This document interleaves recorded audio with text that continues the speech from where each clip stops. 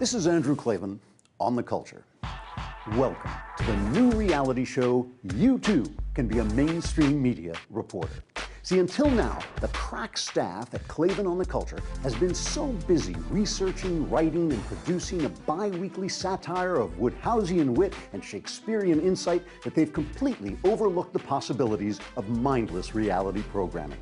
So today, crack staff, you're fired. No, seriously, get the hell out. Where was I? Oh, right. To keep abreast of the reality craze, we're going to gather together a group of people as ignorant, uncultured, and poorly dressed as you, our audience, in order to have them expose their foibles and cause one another suffering for your sadistic and self-satisfied amusement. Yes, it's You Too Can Be a Mainstream Media Reporter, where our contestants try to survive the challenges, answer the questions, and demonstrate the deceit, treachery, lies, cruelty, inanity, shallowness, bias. Did I already say lies? Well, more lies, and stupidity it takes to become a member of the mainstream journalist fraternity. Many will try to degrade themselves beyond your wildest imagination, but only one can sink low enough to become a mainstream media reporter. We begin with this simple elimination challenge. Ready?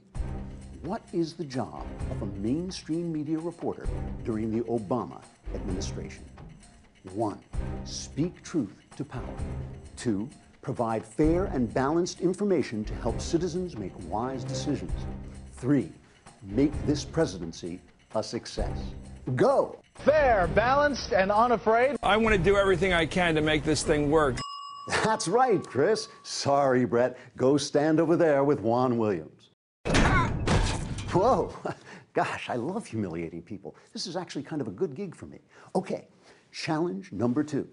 Listen carefully.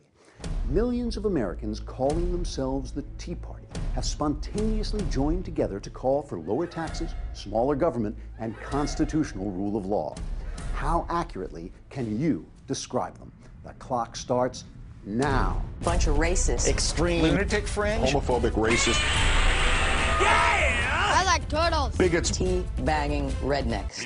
Time's up. Sorry, fellas, you're looking a little wan. Juan, get it? Juan. Never mind.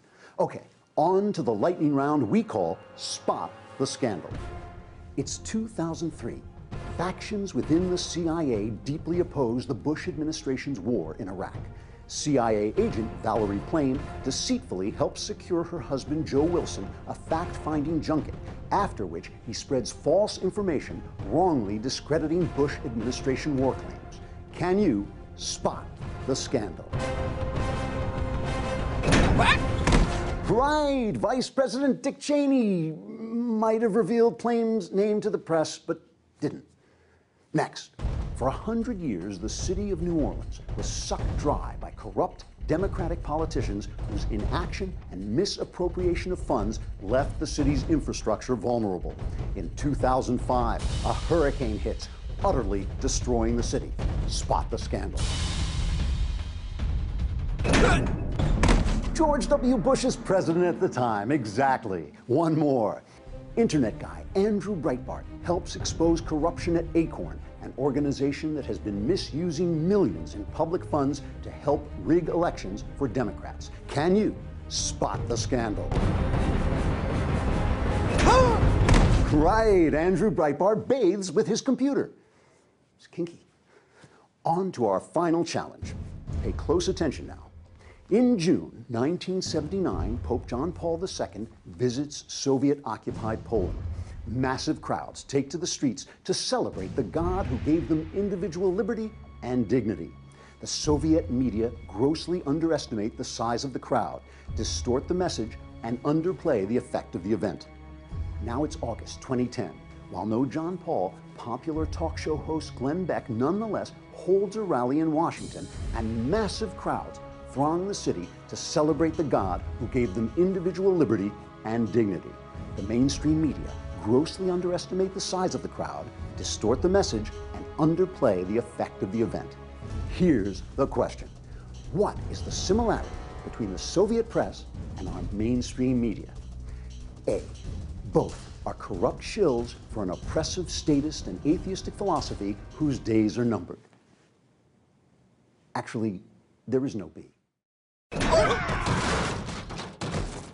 So I guess this game is just about over. This is Andrew Klavan on The Culture.